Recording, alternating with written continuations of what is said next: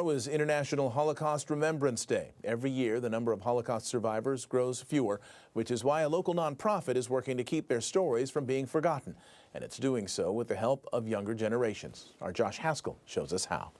My name is Josh Gad, and if you heard what I heard, you would never forget. With an estimated 196,000 Holocaust survivors still alive, it's never been more important to share and preserve their stories.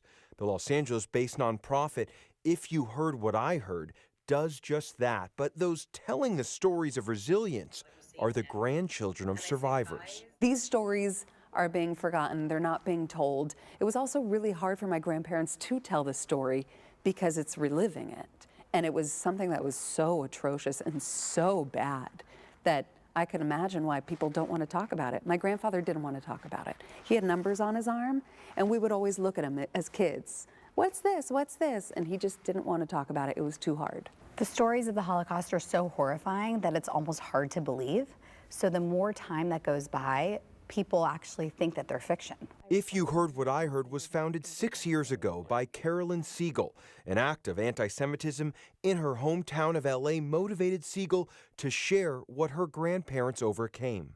As grandkids of Holocaust survivors, we're the last generation to ever hear survivor stories firsthand. We're the last generation to ever say this is what it was like to sit in a room with this person and hold their hand and hear the story at 8 years old, at 12 years old, at 20 years old. A 9-year-old escaping the Warsaw Ghetto, escaping Germany, breaking her leg, being alone in the world and thinking, oh, if she could do that at 9 years old, I can do this now. Carolyn conducts the interviews herself with the third generation of Holocaust survivors. They last 3 hours and then are edited down to 30-minute videos which live forever on ifyouheardwhatiheard.com.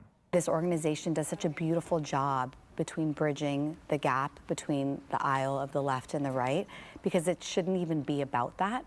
And it's not about that. It's about preserving stories, finding a way to share them, and having human connection so that history in this tragic way does not repeat itself. In Los Angeles, Josh Haskell, ABC 7 Eyewitness News.